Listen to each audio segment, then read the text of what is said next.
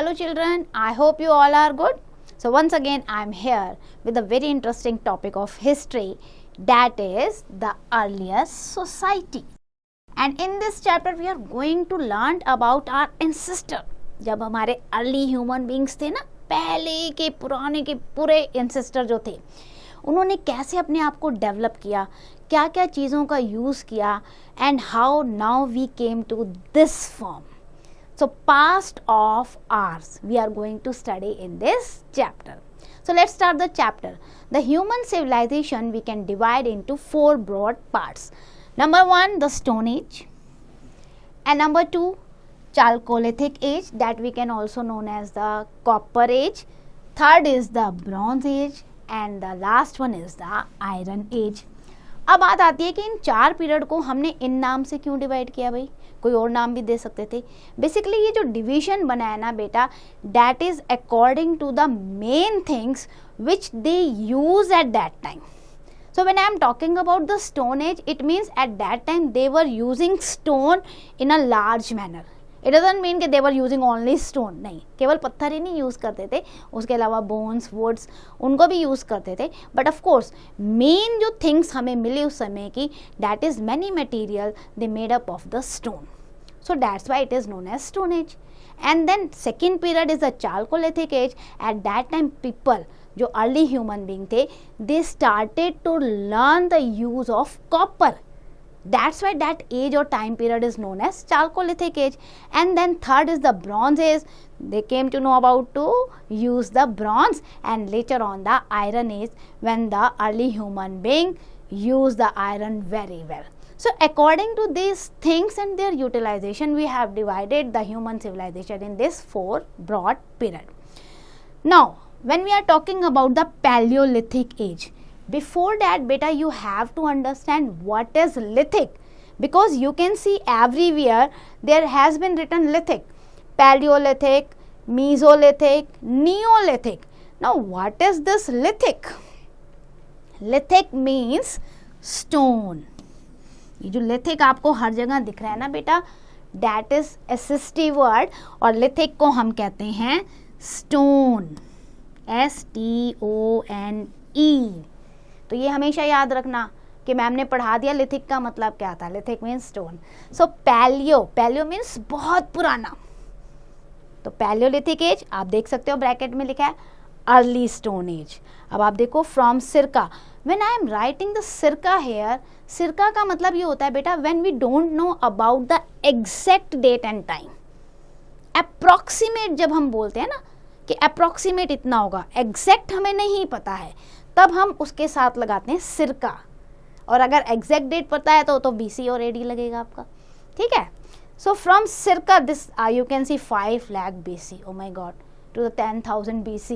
That time period was known as Paleolithic or early Stone Age. And then we are having Mesolithic. Meso means बीच का, middle Stone Age. That is from circa 10,000 BC to 8,000 BC.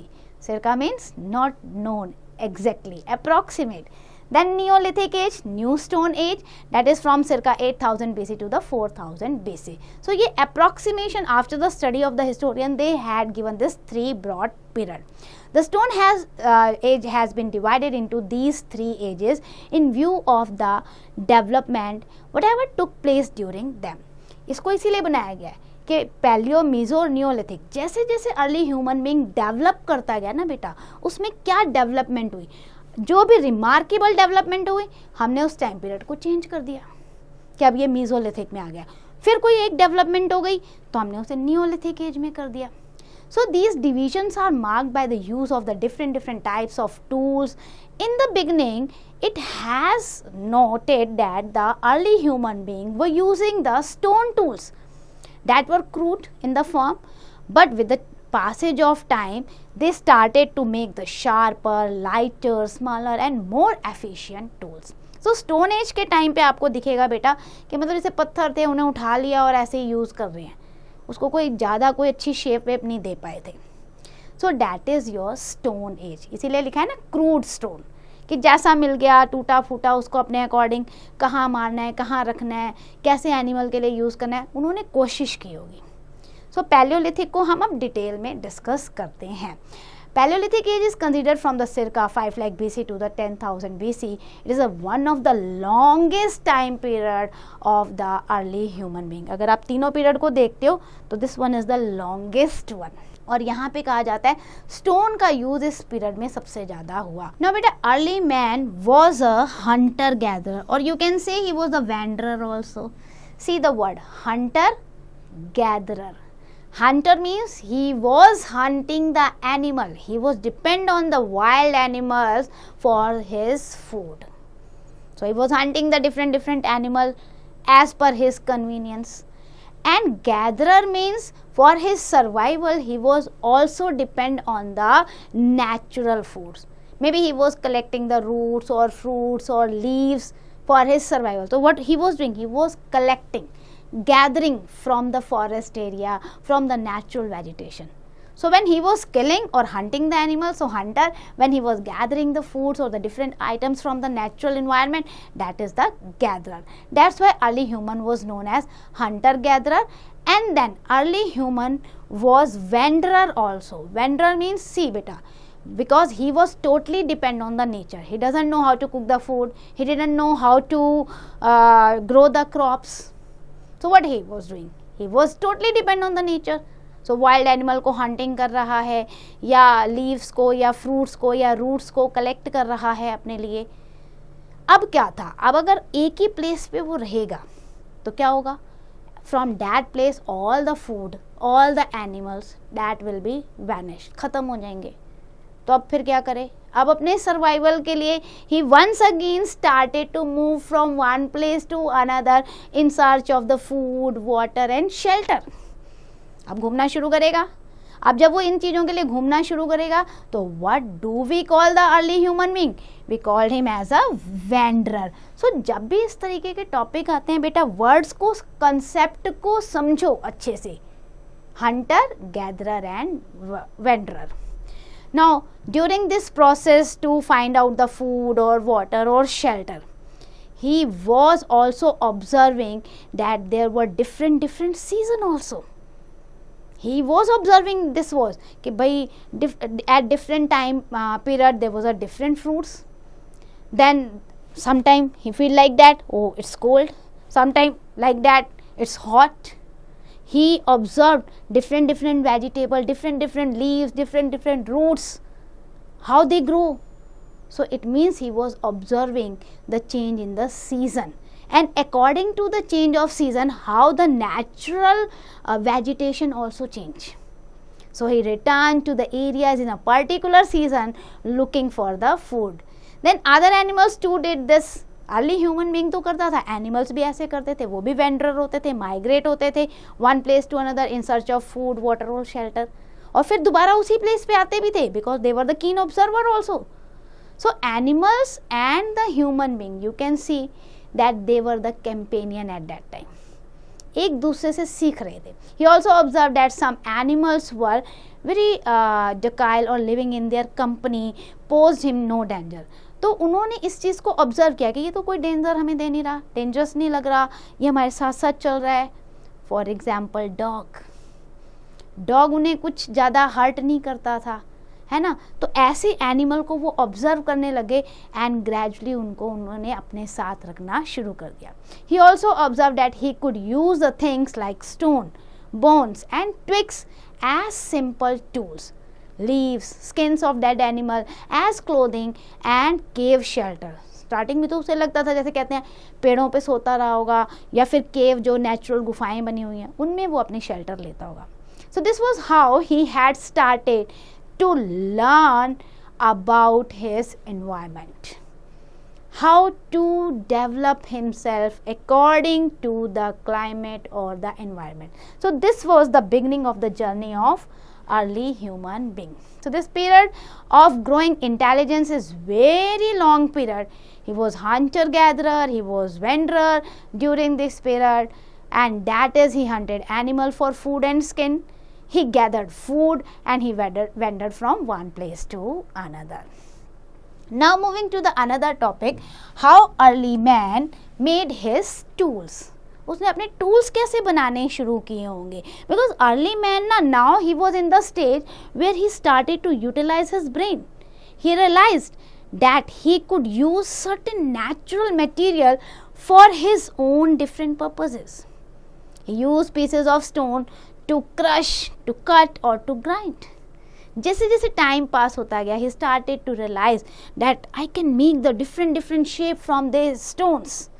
So he started to help himself to make the better stone tools, so that these tools help him to the different tasks. And there were two methods. He has used the two methods to make the tools. One was the stone and stone method and another was the pressure flaking method. ये दो method बेटा उन्होंने use किए अपना stone tools बनाने के लिए. आप देख सकते हो बेटा, स्टोन ऑन स्टोन मेथड का मतलब क्या होता है. जब आप एक पत्थर को ज़मीन पे रख लेते हो, एक बेस पे रख लेते हो, ठीक है, हाथ में नहीं लेते, बेस पे रख लिया और दूसरे पत्थर को लेकर उसे शेप दे रहे हो, टक टक ऐसे कर रहे हो, तो पत्थर आपने कहाँ रखा है, बेस पे रखा हुआ, कहीं ना कहीं ज़मीन पे या कहीं ऊंची जगह पर आपने रखकर दूसरे पत्थर से आप उसे शेप दे रहे हो. तो स्टोन ऑन स्टोन मेथडोलॉजी हो गई. प्रेशर फ्लेक क्या होता है, when you keep one stone in your hand, आपने एक हाथ में पकड़ा, उसके बाद दूसरे उससे आप इसको शेप दे रहे हो. अब आपका बेस क्या है, आपका हैंड है, उसने हैंड में ग्रिप रखी है और अब ऐसे प्रेशर मार रहा है, ठीक है. लाइक हम मम्मी घर में वो खीरा छिलती है ना, क्यूकम्बर, हाथ में लेके फटाफट पाइल अप कर देती है, तो वो क्या है, प्रेशर फ्लेकिंग मेथड है. सेम ऐसे यहाँ पे कि आपने हाथ में पत्थर लिया और ऐसे ऐसे किया, this is, so that is pressure flaking methodology and stone and stone. ये those two methodology he was using to make the stone tools. Early man learn how to make a fire by striking the two pieces और rubbing the two pieces of the flint together. So he learned this by chance while making stone tools. ऐसा नहीं है कि intentionally उसने research की थी और आग बनाई थी, नहीं. By chance when he was making some tools, ऐसा historians का मानना है, तो वो आग लग गई. And from there he learned how to make the fire by rubbing the two pieces of the stone or the flint together.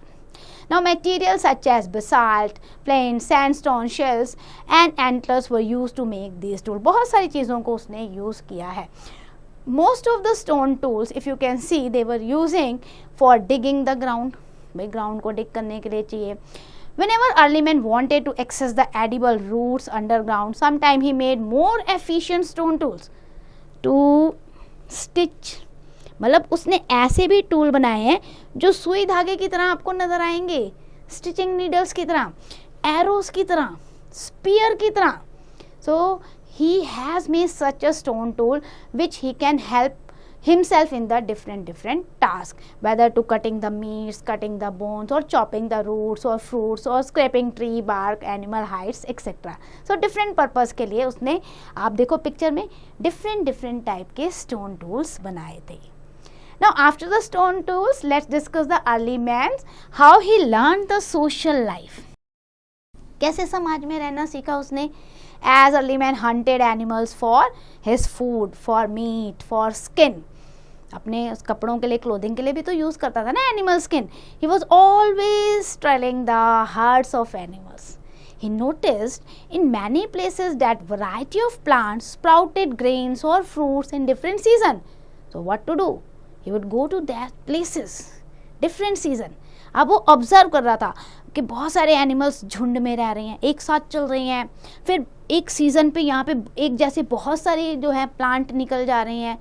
तो इसको ऑब्जर्व करते करते उसे समझ में आ गया कि हाँ भाई, मुझे उस जगह पे दोबारा जाके उसी प्लांट को लेना है. So as early man wander from place to place, he came in the contact with the other group of the human also. अब इधर से उधर गया तो वहाँ पे भी ऐसा अर्ली ह्यूमन ग्रुप मिल गया होगा, तो एक दूसरे के इंट्रैक्शन में आ गए और ये interaction with the passage of time बढ़ता गया. एंड देन दे मेक और arrange themselves into the social group. So इस तरीके से gradually the early human being form their social groups. Now clothing की बात अगर हम करें, normally early man did not wear any clothes, ऐसा हिस्टोरियंस बोलते हैं.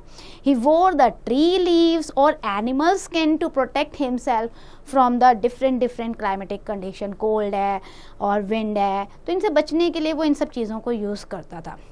But as the time passes he learned how to clean the animal hides. जो animal skin होती है ना, एनिमल मर जाते हैं तो अंदर से कैसे उसे साफ़ कर दो, और साफ़ करने के बाद उसको कैसे ड्राई करो, सुखाओ, और सुखाने के बाद फिर उसे पहनो. तो नाउ उसे ये प्रोसेस समझ में आ गया था. Then with increasing social interaction he started to cover his body on the regular basis. अब उसको इम्पोर्टेंस समझ में आ गई क्लोथिंग की कि मैं तो कई लोगों से मिल रहा हूँ, ग्रुप में हूँ, now I have to cover my body. तो क्लोथिंग अब उसने धीरे धीरे कम्प्लीटली शुरू कर दी थी. Now discovery of fire, early man had seen fire even before but now he learned how to light a fire. He struck stone on stone to produce the spark which helped him to make him a fire. तो discovery of fire भी हो गई intentionally. अब उसको जब ज़रूरत होती थी वो सूखे पत्तों पर अपना रब करके आग लगा लेता था. और फिर उसे ये भी समझ में आ गया कि भाई ये तो वार्मनेस दे रही है फायर हमें, उससे मुझे गर्माहट मिल रही है ठंडे मौसम में.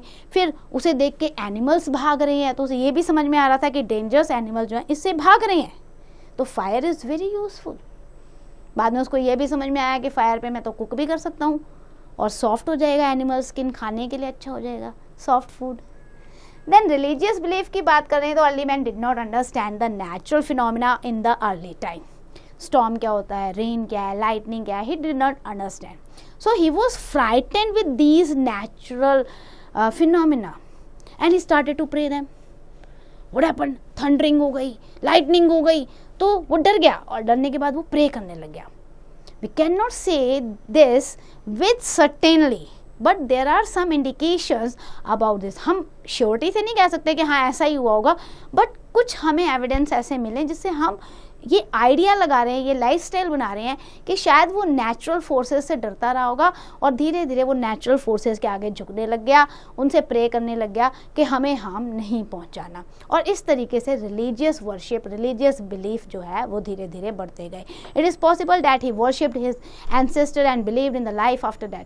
ही buried the dead person with his tools and pottery thinking that the dead might need them in the next life. So rebirth में वो बिलीव करते थे, इसीलिए डेड बॉडी के साथ उसकी ज़रूरत के सामान को वो बिल्कुल दफना देते थे कि भाई उसको ज़रूरत पड़ जाए अगले जन्म में ना मिले तो वो रख देते थे उसका सामान. Then life in the caves अगर आप देखोगे तो यहाँ पे भी हमें बहुत सारे स्टोन टूल्स मिले हैं, cleavers, scrapers, hand axes etcetera. Some sharp tools found here are they told us that these tools used to remove the fat or skin or flesh from the animals. तो animals से flash अलग करने के लिए इनको वो use करते थे. हार्ड क्वार्टर्स भी हमें मिला है which was use to make the needle जो सुई होती है ना, tiny in the size and colourful appearance. Many sites excavated in and around the caves have yielded stone hand mills. ये भी हमें मिले हैं. So you can see caves में भी हमें different type के stones मिले हैं which tell us about the uses of tools by the early human being. Then moving to the cave art. In India, archaeologists have excavated many sites of the cave sites where we have got the wonderful colorful paintings, pictures on the walls. These paintings were made by the early man, and when he was painted these paintings na, so maybe those cave he was using as his home. He made this painting with the iron oxides, charcoal and ochre etc. A well-known example of such cave painting in India is in the Madhya Pradesh. Madhya Pradesh में आप देखोगे बेटा भीम बेटका आपका है caves, वहाँ पर आपको मिलेगा ऐसी cave painting. This group of 130 rock shelter have caves painting that are 35,000 years ago. तो आप देखो 130 केव पेंटिंग मतलब हमें मिले हैं केव्स जिसमें हमें जो पेंटिंग्स मिली हैं वो ये बताती हैं दैट इज 35,000 ईयर्स एगो है. Archaeologist have found Mesolithic as painting also. Archaeologists have found evidences that suggest that these rock shelters were occupied maybe around 1 lakh year. 1 lakh साल पुराने केव शेल्टर हैं ये. सो आर्कियोलॉजिस्ट ने बहुत सारी रिसर्च की और इस तरीके से हमें बहुत सारी केव शेल्टर मिले और उन केव शेल्टर्स में हमें बहुत सारी पेंटिंग्स भी मिली. जो भीमबेटका की पेंटिंग्स है ना उनमें बहुत सारी पेंटिंग में ऐसा डिपिक्ट किया गया बेटा that the two groups of early people were conflicting, आपस में लड़ रहे हो जैसे. Other show women busy in the various daily life work, women को वैसे ही दिखाया जैसे आज होता है कि घर में भी काम कर रही हैं औरतें, वो लगा हुआ है. There are also painting depict hunting scenes which large group of early people were doing. सो हंटिंग के सीन भी हमें नज़र आ रहे हैं जहाँ पे वाइल्ड एनिमल्स को बहुत सारे लोग मिलके किल कर रहे हैं. तो इस तरीके से केव आर्ट जो है हमें अर्ली ह्यूमन बीइंग के लाइफस्टाइल के बारे में बता रही है. अगर उन्होंने हंटिंग शो किया it means they were doing the hunting like that at that time. तो इस तरीके की हंटिंग वो करते रहे होंगे. Then palaeolithic age in India. अब इंडिया की बात करें तो Bhimbetka caves in Madhya Pradesh and as well as the remains of palaeolithic age in India. Means Bhimbetka में हमें सबसे ज़्यादा पेंटिंग्स मिली हैं, सबसे ज़्यादा रिमेन्स मिले हैं जो हमें इंडिया के पैलियोलिथिक एज के बारे में बताते हैं. Now early man had started to settle down and two features are evident from these sites. जब हमने इन साइट्स को अच्छे से देखा ना तो हमें दो चीज़ें नज़र आईं. These sites were generally located around the area where good qualities of stone is found. पहला हमें ये समझ में आया कि देखो लोग वहाँ पे रह रहे थे जहाँ पे अच्छी क्वालिटी के पत्थर मिल रहे थे. इसका मतलब क्या है कि they were using the stone. And then second, these sites were near the sources of water or lakes. इसका मतलब नदी और या लेक्स है उसके किनारे पर ये सारी sites हैं. They knew the importance of the water. So some Paleolithic sites are called the habitation sites also. Because in these sites we can see or we have found the fish, ash has been found, such as in the Kurnool caves. यहाँ पर तो बहुत सारे fish के fossils मिले हैं. This ash probably resulted from the fire lit for the cooking और lightening out the dark caves. यहाँ तक हमें समझ में आ गया कि फायर को वो यूज़ कर रहे थे केव का अंधेरा खत्म करने के लिए और फूड को कुक करने के लिए. The fire also probably protected the Palaeolithic people from the wild animal also. तो इस तरीके से फायर को एक अच्छे मीडियम की तरह उन्होंने यूज़ किया, फूड को कुक करने में यूज़ किया, लाइटनिंग के लिए यूज़ किया, वाइल्ड एनिमल को डराने के लिए यूज़ किया. So that was the Paleolithic age. Now we are going to discuss about Mesolithic age, Middle Stone Age. Now early man, he continued to live the life of the hunter-gatherer and wandering from place to place for thousands of years, beta. But हुआ क्या? Tremendous climatic change was experienced about the 12,000 years ago. बहुत तेज़ी से climate में change आया. अब change क्या था कि टेम्परेचर जो है धीरे धीरे इंक्रीज़ होने लगा. अब इंक्रीज़ होने लगा टेम्परेचर तो जो ग्रास लैंड थी ना, छोटी छोटी ग्रासेस जो थी, they started to grow in the abundance. बहुत सारी घास भूमियाँ बनने शुरू हो गई. अब घास भूमियाँ बनने शुरू हो गई तो इट मीन्स हार्बीवोर्स, बहुत सारे प्लांट्स आने लग गए. अब ऐसे बहुत सारे प्लांट्स हैं तो ऐसे एनिमल्स आने लग गए जो प्लांट्स पे डिपेंड हो रहे हैं. So herbivores animals started to be in existence. Cattle, sheep, goat, antelope, deer, they were found in the large numbers. So as these group of herbivores moved in search of food, early men went after them. अब उन्हें herbivores animal दिख गए तो वो उनके पीछे चलने लग गए. अब इस तरीके से उन्हें इन एनिमल्स को डोमेस्टिकेट करना भी आ गया. He now started to tame and domesticate the wild animals for meat, milk and skin. अभी जो गोट है, शीप है, केटल्स हैं, इसको इन्होंने पालना शुरू कर दिया मिल्क के लिए, स्किन के लिए, मीट के लिए. Early man also observe that plants grew from seed. अब ये एक अच्छी ऑब्जर्वेशन थी. ये पौधे कैसे निकल रहे हैं, ये प्लांट कैसे उग रहे हैं. अच्छा सीड है, सीड में से धीरे धीरे ग्रो हो रहे हैं. अब क्या हुआ, दिमाग लगा, यूटिलाइज किया उसने अपने ब्रेन को. अच्छा अगर बीज से, सीड से प्लांट ग्रो हो रहे हैं, why not I am putting the seed, मैं भी डालूंगा. अब क्या हुआ, he started to grow the food. At the same time he observe the grain had a longer life also. Fruit और वेजिटेबल तो जब मैं गैदर करता हूँ after some time they dried up, ख़राब हो जाते हैं, बट ये ग्रेन तो लॉन्गर टाइम तक चल रहे हैं. wheat हो गया, barley हो गया, rice हो गया. So this further development of growing the agriculture helped them to live a settled life. हालांकि अब तक एग्जैक्टली जो है ना, आप ये नहीं कह सकते कि उन्हें पूरा एग्रीकल्चर करना आ गया था, बट यस ऑब्जर्व कर लिया था. तो आप कह सकते हो प्रिमिटिव एग्रीकल्चर हो गया था, बहुत पुराने टेक्निक से करना शुरू किया था. Now period of climatic change started Mesolithic और Middle Stone Age. It marks some development over the Paleolithic age.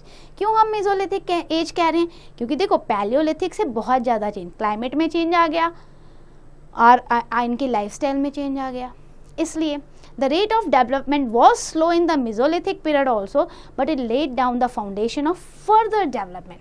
And during this age, the stone tools became more sharper, more lighter, smaller and more efficient. इसलिए ये Mesolithic age है. पहले जैसे पत्थर था वैसे उसे यूज़ कर लिया, लेकिन अब अपने अकॉर्डिंग स्टोन टूल्स बन रहे थे. और सबसे बड़ी बात, सीड को बहुत अच्छे से ऑब्जर्व किया जा रहा था. सीड को गीली मिट्टी में दबाया जा रहा था, स्प्राउट करके प्लांट्स निकाले जा रहे थे.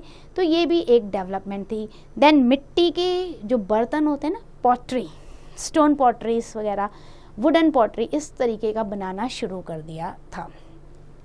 नाउ नोइट में देखते हैं बेटा, there is evidence to show that Mesolithic people they use various means of food preservation. देखो आज हम फ्रिज को यूज़ करते हैं ना, at that time they were using the freezing, drying, sealing, ये सब काम करते थे अपने फूड को प्रिजर्व करने के लिए. Now moving to the different rates of development, early people lived in the different places. Their development did not take place uniformly. हम ये नहीं कह सकते कि मैंने अगर बेटा आपको ये स्टोरी बताई है तो ये story all over the world चल रही है, नहीं. हर एक प्लेस का अपना अपना डिफरेंट डेवलपमेंटल रेट था, है ना. जैसे आज हम कहते हैं ना, कोई बच्चा एकदम से पिकअप कर लेता है किसी चीज़ को, कोई लेट पिकअप करता है. तो ऐसे ही किसी जगह पे बहुत तेज़ी से डेवलपमेंट हुआ अर्ली ह्यूमन बीइंग का, और किसी जगह पे बहुत स्लो प्रोसेस चला. तो यूनिफॉर्मिटी नहीं थी. Some groups took much longer time to learn the things, to observe the things. Fire हो गया या स्टोन टूल्स हो गया या how to grow the crops हो गया. But at some places we found that early human being they knew very quickly, they grasp the knowledge, the observation was very high. So वहाँ development rate जो है बहुत तेज़ी से हुआ. आपको एक केस स्टडी दी हुई है डक्कन की. There are several prehistoric site we have found in the Deccan. If I am talking about Deccan, so India जो पेनिनसुलर इंडिया है ना बेटा, नीचे का जो हिस्सा आता है आपका, एमपी से नीचे आ जाओ, महाराष्ट्र से नीचे पूरा साउथ तक, दैट इज डक्कन. सो वहाँ पे archaeologist have conclude that they belong to the palaeolithic age. And these sites have helped them to know about the Paleolithic people. The stone mostly used in the Deccan was flint. This grey hard stone easily broken into any shape. तो इसका मतलब डक्कन की sites को अच्छे से study करने के बाद हिस्टोरियन को ने ये बता दिया कि वहाँ पैलियोलिथिक एज था. So apart from Deccan we have seen the Bhimbetka site. Bhimbetka site में we have found the different stone tools. So that tell us that the different developmental rates was there at different site. Now see the another site, that is Chirki Nivasa. Chirki Nivasa is in the Maharashtra. It has been excavated to reveal the prehistoric artifacts. अगर आप उसको देखोगे ना बेटा, so that was dated from the Paleolithic age to Neolithic age. Means आपको इस side पे Palaeolithic as के भी आपको मिलते हैं एविडेंसेस, और neolithic age, new stone age के भी एविडेंसेस मिलते हैं. इसका मतलब यहाँ सिविलाइजेशन, यहाँ पे ह्यूमन डेवलपमेंट जो था बहुत लंबे समय तक रहा. Then we are having the Yuduravadi. Yuduravadi जो आपकी कृष्णा नदी है ना, कृष्णा नदी के किनारे पर ये साइट है जहाँ पे हमें अर्ली टूल्स मिले, और they were found in the gravel area along buried with the trees. तो ट्री के आसपास ये हमें मिले थे, वहीं पे बरेड किए हुए थे. देन हमें मिला हंस की गुलबारगा और बालचाबी valley. That are the areas which yielded the 200 site.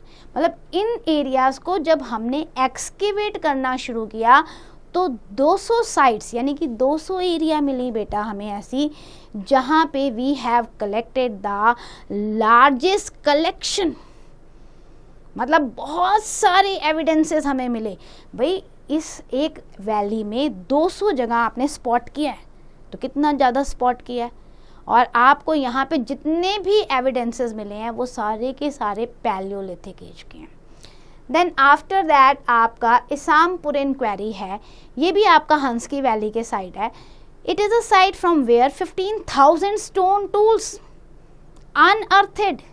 आप सोचो एक्सकेवेशन के टाइम पे 15,000 स्टोन टूल्स आपको मिले हैं, and they shed the light on the how the stones were utilised for making the tools. So the artifacts found here reveal the skill and intelligence of the prehistoric period people, those who were living there. Then we are having another site, that is the Tegihali in Karnataka, has been dug up at places to reveal the ancient tool, were mostly made up by the stone on stone technology. अब stone on stone मतलब stone एक base पे रखा हुआ है, जमीन पे कहीं और रखा है और आप ऐसे मार कर उसे कर रहे हो, तो यहाँ पे हमें stone and stone technology के stone tools मिले हैं. So these all sites shows कि everywhere there was no uniformity, everyone having their different rate of development. So I hope you understand the chapter. Now let's do the quick revision what we have discussed in this chapter. Number 1, we have discussed the human civilization can be divided into 4 ages. The Stone Age can be divided into 3 periods, that is Paleolithic, Mesolithic and Neolithic. Then Stone Age is also named as stone because the weapons and the tools at that time period was made up of stone. Paleolithic people made tools using stone on stone techniques or pressure flaking techniques. Then early man moved about in search of food, water, animal and to meet people in the social group. Then we have discussed about the cave art which tell us about the what kind of life Paleolithic people were living. Then we have discussed about most Paleolithic sites have been unearthed where we have found the good quality of stones and that too nearby the water resources. After that we have discussed there was the climatic change which occurred about 12,000 years ago, and from there we concluded कि अब तो भाई Mesolithic age आ रहा है. Development different place पे उनका अलग अलग रेट है. Then towards the end of the Mesolithic age, early men had started to understand how the plants grew from the seeds, how animal bore the young ones, etc. Then there are numerous sites we have found which is related to the Stone Age, and that too we have found in the Deccan of the India. So that's end for the chapter. I hope you understand. Please do the exercise carefully.